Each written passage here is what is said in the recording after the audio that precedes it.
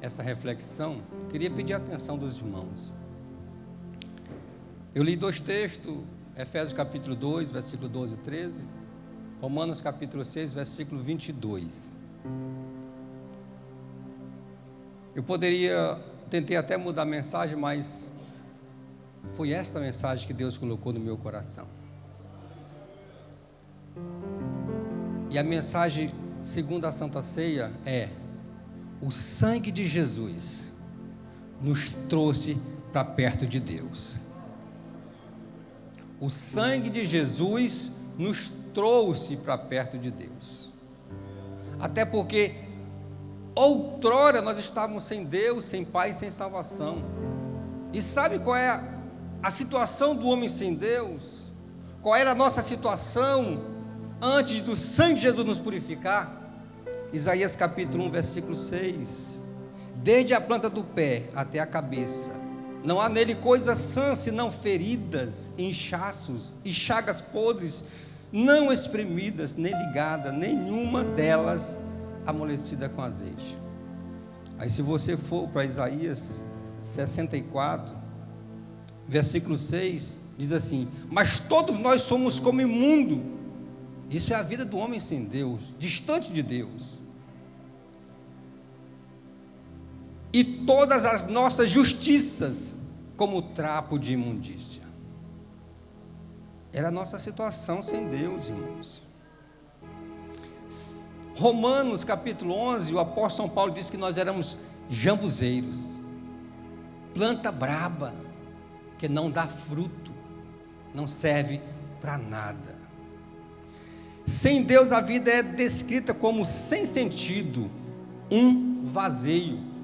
E quando Paulo escreve aos Romanos capítulo 3, versículo de número 23, diz que todos pecaram e destituídos estão da glória de Deus.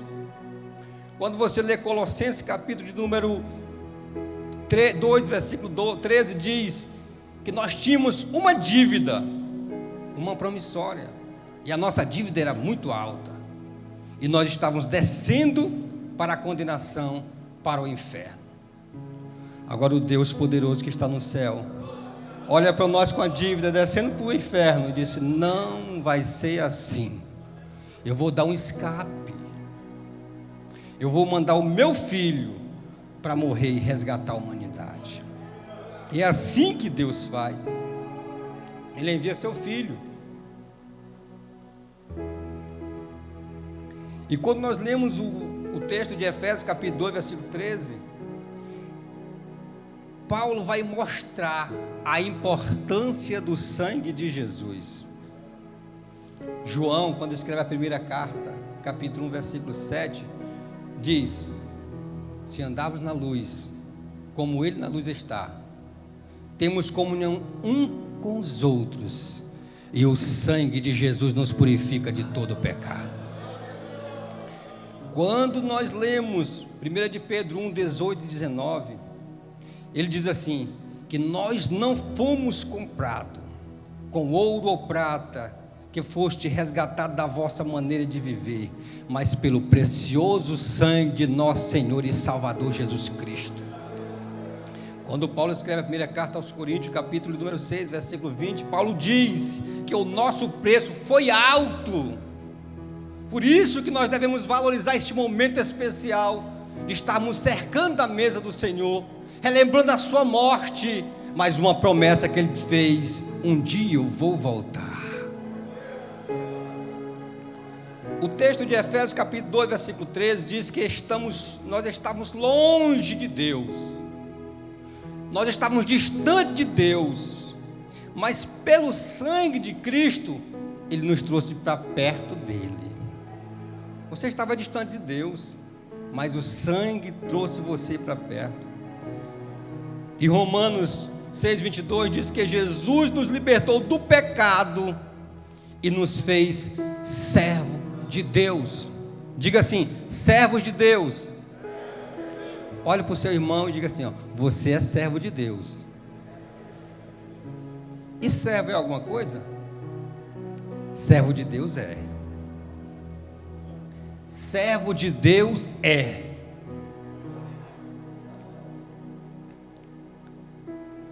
Nós temos que entender a palavra de Deus,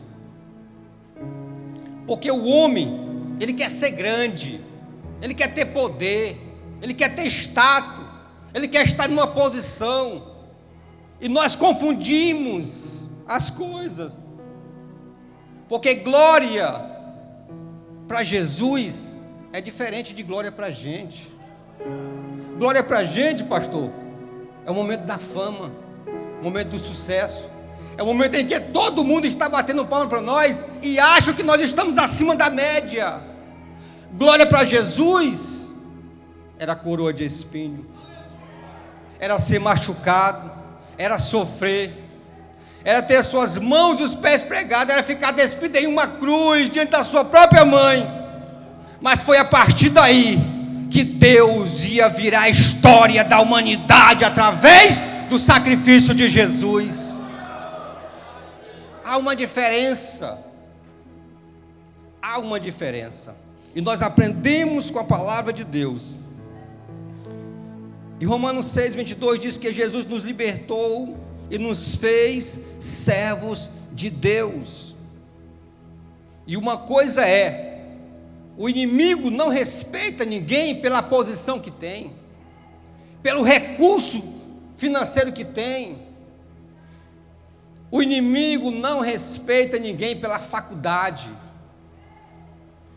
O inimigo não respeita ninguém por estar em uma altura social grande.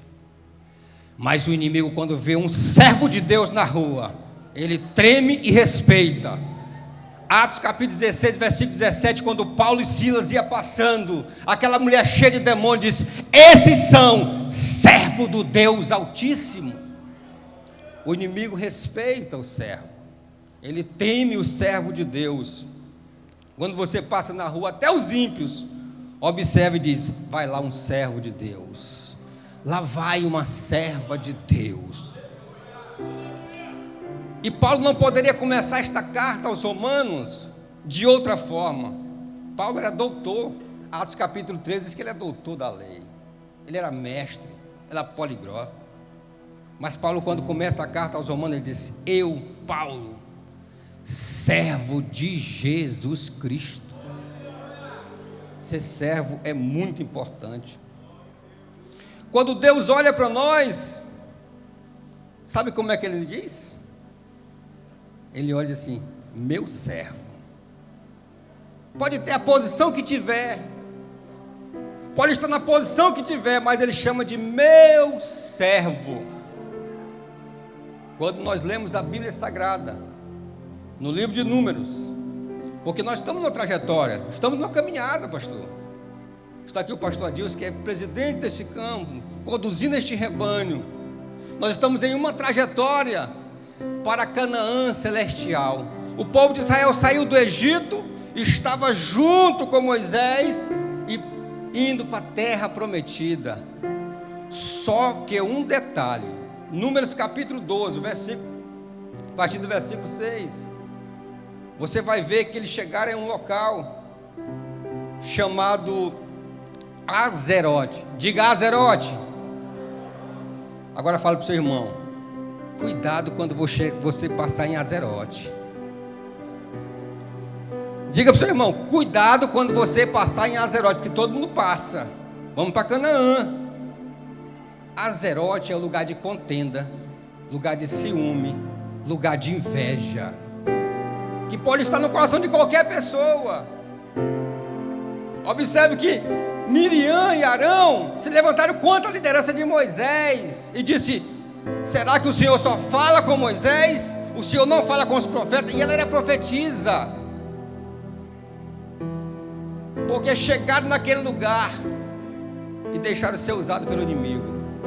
Mas a Bíblia diz assim, que o próprio Deus chamou os três na tenda: Miriam, Arão e Moisés. Aí disse: com os profetas eu falo através de sonho e revelação, mas com o meu servo Moisés eu falo cara a cara, porque o cajado está na mão do pastor. E quando alguém chegar e se levantar contra a liderança, para você chegar num destino chamado Azerote, cuidado, diga assim: eu sou vacinado, eu não vou contra a liderança não, porque a ira de Deus se acende contra aqueles que se levantam contra a liderança, porque está aqui os auxiliares, mas o cajado está na mão do pastor presidente. A dirigente do círculo de oração é para ser honrada pelas irmãs e não levantada com ciúme, inveja e contenda. Muito cuidado quando passar dessa região, é uma região muito perigosa. Por isso que o sábio diz: de tudo que se deve guardar, guarde o seu coração, porque é o próprio Deus que se levanta e diz: ei, esse aqui não, esse aqui é meu servo, servo de Deus, fala cara a cara com o Senhor. O Senhor revela coisas grandes para ele. Deus lá do céu, ele fica só observando. Ele observa todas as coisas, e ele observa os seus servos. Só que tem uma coisa: o inimigo também está a observar como você adora a Deus, como você se comporta na rua, como você anda por aí, como você serve a Deus. Porque o inimigo, quando se apresentou diante de Deus, junto com os anjos de Deus, o Senhor perguntou: de onde vem Satanás? Ele te rodeia a terra e passear por ela. Aí o Senhor disse: tu observaste o meu servo Jó? Só que o inimigo, irmãos, ele sempre está lá perto e indo lá para acusar. Apocalipse capítulo 12 diz que ele está todos os dias me acusando você. Mas aqui, com Jó, Deus dá testemunho do seu servo Jó.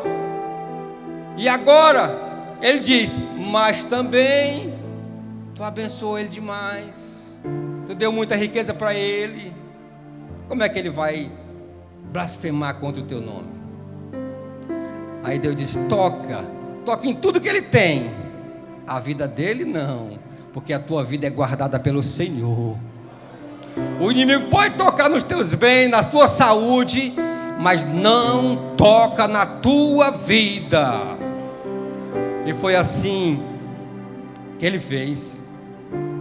Ele tocou. Só que uma coisa, o inimigo se esqueceu, pastor, que Jó era crente.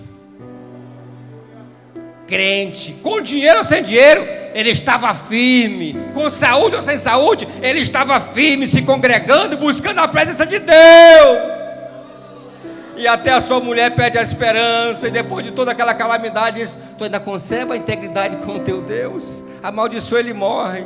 Eles, como uma doida, fala: o meu Deus me deu e ele tirou. Bendito seja o nome do Senhor. Coisa boa é ser servo de Deus e servo fiel ao Senhor da glória. A dificuldade vem, os momentos vêm.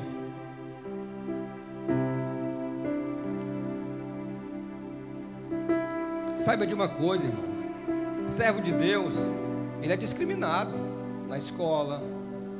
Servo de Deus é discriminado na rua. Servo de Deus é discriminado até em casa. O servo de Deus é discriminado. Só que quando você é servo de Deus, que você honra a Deus, no momento que você precisar de Deus, ele vai estar lá juntinho de você. 1 Samuel capítulo 8, versículo 30, Deus diz assim: ó, aqueles que me honram, eu honrarei. Se você honra a Deus, saiba de uma coisa: no momento que você precisar dele, ele vai te honrar. Pode até maquinar, pode até preparar o laço para te derrubar, e você nem saiba, mas o teu Deus está olhando do céu para te dar vitória. Foi assim que fizeram com Daniel. Os inimigos de Daniel prepararam um laço. Eles queriam matar Daniel.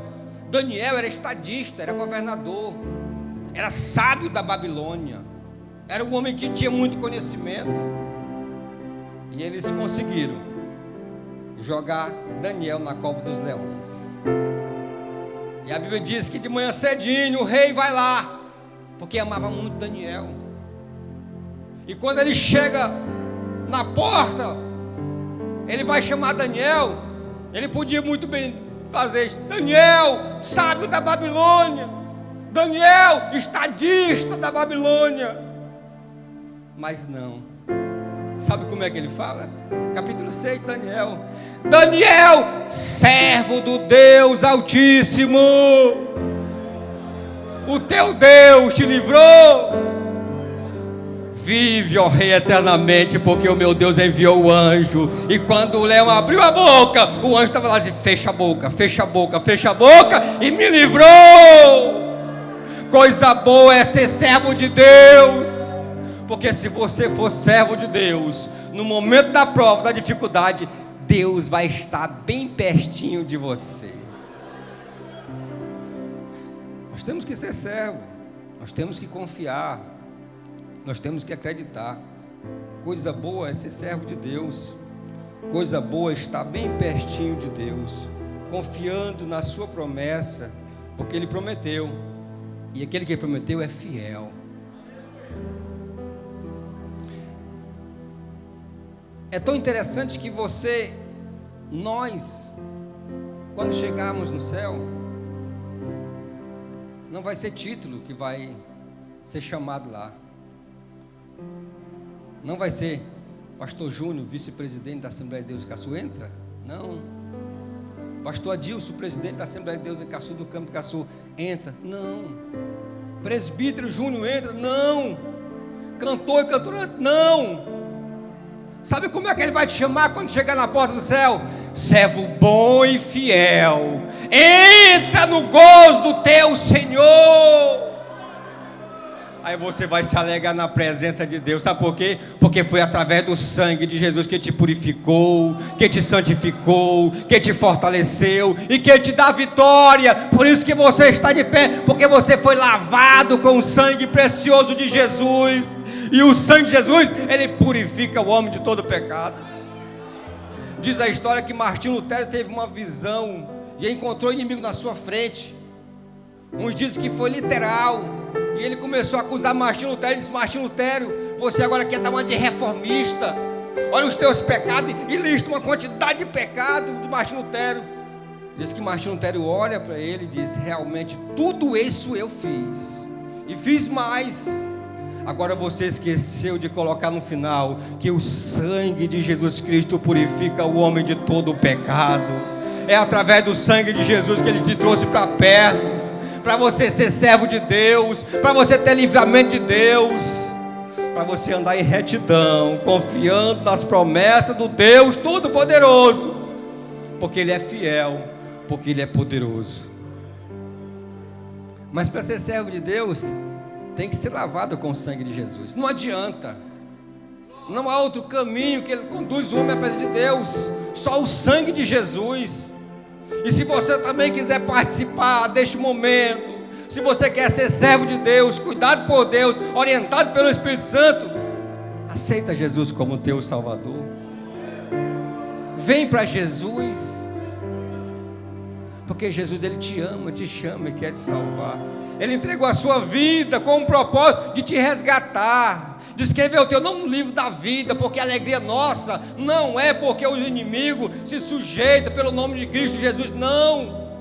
Porque quando os 70 foram pregar, levaram a mensagem, voltaram alegre, porque eles expulsavam demônio, faziam milagre. A Jesus: não se alegre por isso não, a alegria de vocês é porque o nome de vocês estão escrito no livro da vida. A alegria do homem e da mulher deve ser porque está escrito no livro da vida. Onde está a primeira pessoa para Jesus? Ele te chama para bem pertinho dele. E Ele vai mais além. Quando você lê João capítulo 15, versículo 15, Jesus diz assim, ó: já vos não chamareis servos, mas tenho-vos chamados amigos. O amigo tem mais intimidade. Você começa sendo servo dele, depois ele te chama para ser amigo, porque ao amigo é revelado as coisas que vão acontecer. Aos amigos Deus revela. E se você quer ser amigo de Deus, vem para Jesus. Jesus te ama, te chama e quer te salvar. Não quero me alongar na mensagem, mas quero fazer esse convite especial a você que está aí. Quer ser servo de Deus? Quer ser amigo de Deus? Vem para Jesus. Só o sangue de Jesus purifica o homem de todo pecado. Só através do sangue que você consegue chegar perto de Deus. E é tão interessante que ele vai chegando você para perto. O sangue nos transforma e nos faz ser filho de Deus. Quando nós lemos Romanos capítulo 8, versículo de número 15, ele vai dizer assim: porque não recebeste o espírito de escravidão para outra vez estardes em temor, mas recebeste o espírito de adoção de filhos, pelo qual clamamos Abba, Pai. O mesmo Espírito testifica com o nosso Espírito que somos filhos de Deus. Você começa entrando sendo filho de servo, depois vem para ser amigo, e agora você é filho. Sabe por quê? Porque o filho é herdeiro, e herdeiro do céu. Está aqui na Bíblia, na palavra de Deus, e diz: e se só nós somos filhos, somos logo herdeiro, também herdeiro de Deus e co-herdeiro com Cristo. Se é certo com Ele padecemos, nós também seremos glorificados no céu de glória. Vem ser filho de Deus, vem ser filha de Deus. Ele está te chamando neste momento. Onde está a primeira pessoa que quer reconciliar com Jesus, que quer voltar para Jesus, que quer ser filho de Deus? Vem! Jesus te ama, te chama e quer te salvar. Hoje é noite de salvação. Ele quer te dar um abraço de perdão. Está aqui a primeira vida, fica de pé, igreja. Onde está a segunda vida para Jesus? Hoje é noite de salvação. Ele marcou este encontro com você. Não endureça o seu coração ao Espírito Santo de Deus. Ele está te chamando. Vem para Jesus. Aonde está a segunda vida para Jesus? Vem entregar a tua vida para Jesus. Vem ser filho de Deus. Vem estar coberto com o sangue de Jesus. Ser guardado, protegido e abençoado por Ele. Aonde está a segunda vida para Jesus? Vem. Jesus te ama, te chama e quer te salvar. Quer se reconciliar? Vem se reconciliar. Volta para os braços do Pai. Ele te ama. E Ele marcou esta noite, esse encontro com você aqui. Sabe para quê? Só para te dar um abraço de perdão. Aonde está a segunda vida para Jesus? Vem para Jesus. Jesus te ama, te chama. Ele quer perdoar os teus pecados, escrever o teu nome no livro da vida, você viver em novidade de vida, com a certeza de salvação. Porque João, quando escreve a primeira carta, capítulo 5, versículo 11, assim, o testemunho é esse: Deus nos deu a vida eterna. A vida eterna está em Jesus. Quem tem Jesus tem a vida eterna. Quem não tem Jesus não tem a vida eterna. Então vida eterna só através da pessoa bendita de Jesus. Vem para Jesus. Onde está a segunda pessoa para Jesus? Jesus te ama, te chama, quer te salvar. Ele quer te dar um abraço de perdão esta noite. Glória a Deus. Pastor.